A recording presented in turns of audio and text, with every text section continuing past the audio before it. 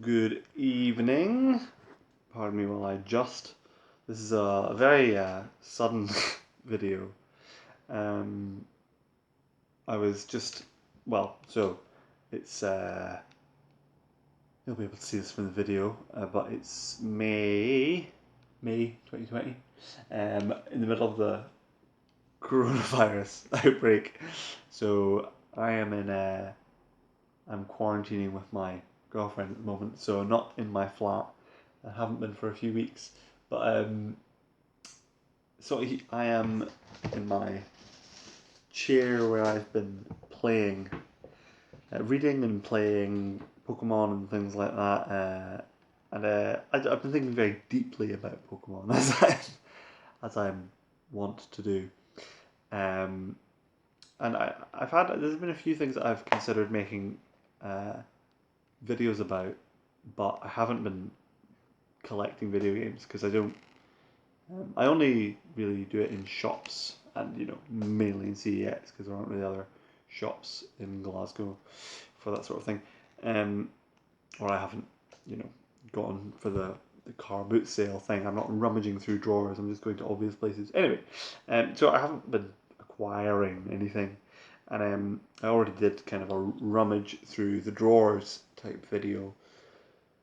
So it was by surprise I found myself thinking, oh, I would like to make a video about that. So this is going to be super shite quality, obviously.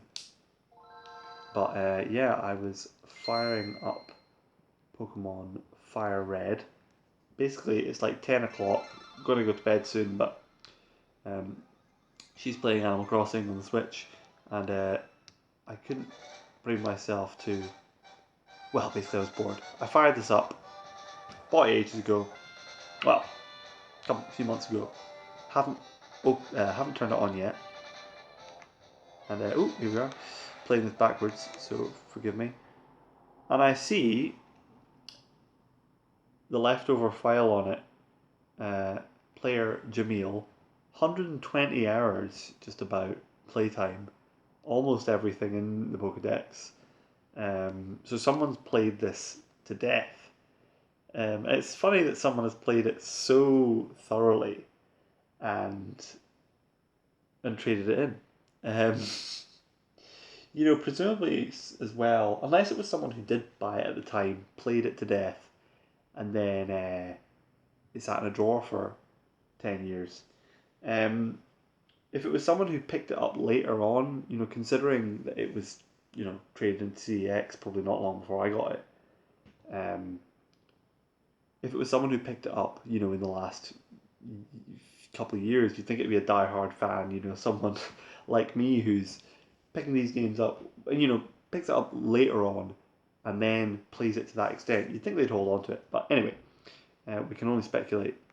I opened it up, and yeah, it gives you this the recap, which I'd forgotten about. Previously on your quest, moved Porygon from the party to legendary, switched Moltres, blah blah blah, moving things around in boxes. So never mind that. Here we are. So the only thing I've looked at so far, and which I'd like to start with, and probably the only thing we'll look at really, is the boxes and the Pokemon. So I am doing this backwards, so let's see. I'm going to have to move Pokemon. So the boxes, start with an empty box here, and then it's that strong PK it's entitled. And we have there, we have Heracross, is that a Gligar, that's there's a bunch of stuff. Let's see, is that a Jinx? It's a Mr. Mime, Jinx, Dragonite. And then there's a box full of unknowns, and these boxes are named, which I find interesting. I did a little bit of that, meticulous organization when I was playing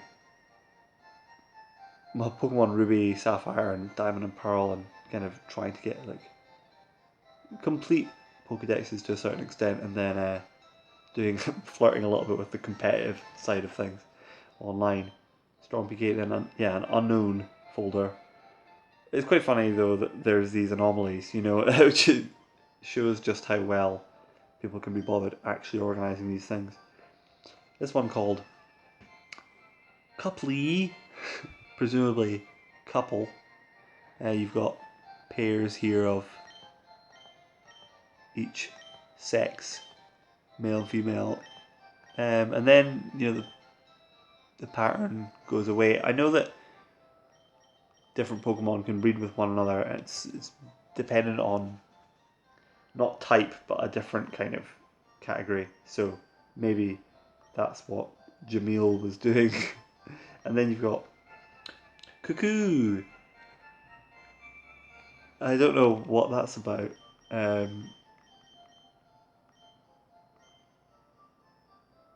wonder if there's any shinies here actually. That really makes me... And it's interesting to see this. These are uncategorized, generally speaking, but you know these markings here, empty, and then all the markings, presumably because he really liked Aerodactyl. I can imagine myself having done that when I was younger. And then we have a box marked Pokemon, which contains Pokemon. Eggy the Exeggutor. I wonder if there's any other ones with an Electabuzz with 4 marks, side up with 4 marks. I wonder if there's any others with nicknames. Oh, Venonat named. That looks German. Booger, something like that, or Bugger, Bugger. In a kind of English accent. What's that called? 30 Team. This is someone who spent an awful long time playing this game. Although, actually, having said that, these mostly look like they were caught and then not really trained. Although quite a few of them in at levels that suggest having had some training, which is it's never something I really did. I didn't level up. Oh, that's not really true, actually.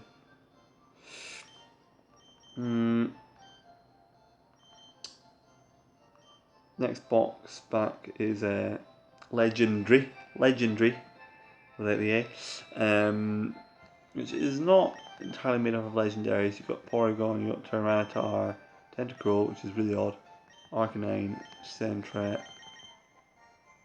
and Ditto. Yeah, so no legendaries in that box at all, actually. What am I? 13 legendary. Hyge. What is this? It's another kind of couples one. There's a pair of Wobbuffets. There's Nidorans, Nidorinos, a bunch of stuff. Unnamed box 12, unnamed box 11, unnamed box 9, 8. So actually, it's interesting. This person has the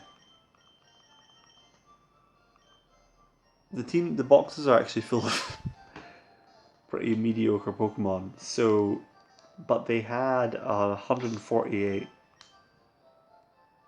Aha! They have a 148 Pokedex listing. So, I think what they've done is they've moved all of their other Pokemon, all of the Pokemon from this, onto another game because another game, because there's nothing in their party either. All we have in the party is Ghastly. And I saw in the kind of summary at the end, that he'd moved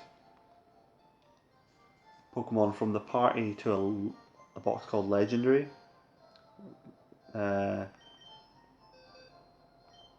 just going to double check that. There was a Zapdos, so maybe it was the other way around, in which case, if they went into his party, then they obviously were traded from there. But I think it was into the box, in which case maybe it was transferred onto Pokemon box. I can't remember quite how that worked. I think it was box on the Game Boy to Pokemon box on the GameCube, I think it happened from kind of PC system to PC system rather than party to party, or party to PC system. So anyway, I don't know. When I get reflective about Pokemon when I'm playing it, I've been thinking about the uh, the seductive feeling that there's something creative about Pokemon. I say seductive because it's. I think when I was younger, when I was, this is a kind of a slightly self-critical way of looking at it, a slightly overly self-critical perhaps way of looking at it. But you know, playing Pokemon, playing games like Pokemon as a teenager, when I might have been doing something creative, there's a way in which a game like Pokemon in particular, it it almost pretends to fill that creative space because there is enough, you're given enough agency, and it feels creative insofar as um, it feels personalized. You know, your party, your journey. You know, there's a lot of variables in it, and basically, you know, you uh, feel a level of ownership and kind of authorship for your team, your Pokemon and all that. So, and I'm not too critical of that anymore. I think that's pretty valid. It's not the same as writing a piece of music or whatever, but it has things in common. I think the motivations and the kind of the thing you get from it.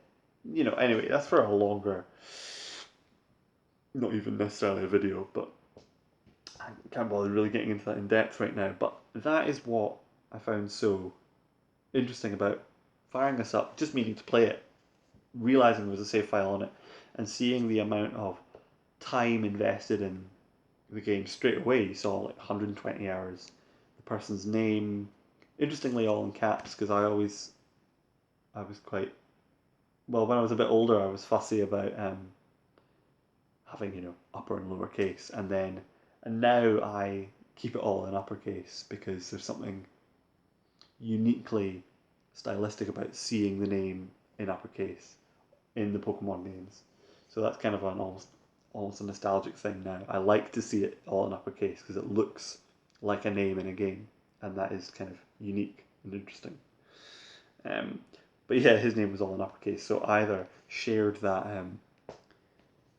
interest of mine, or was a bit younger, or just didn't give a shit. Um, but then had kind of been slightly more fastidious about the names with the boxes. I don't know. You just see how much time someone spent. I mean, 120 hours is a lot of time. How much time someone spent on it, and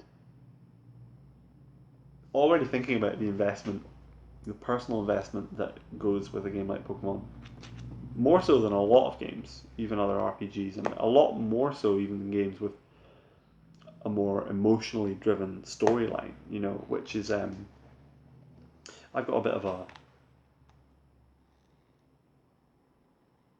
kind of personal vendetta against the kind of, I don't know, like, personal vendetta is a very stupid way to describe it, but if you think that the more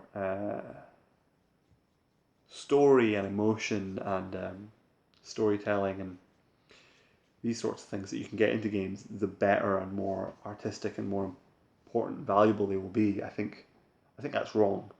It's interesting that, I mean, I think Pokemon's a pretty good example of that, because the level of personal investment that you can feel with a game like that, in spite of much story whatsoever or characters to speak of, I think that speaks for itself.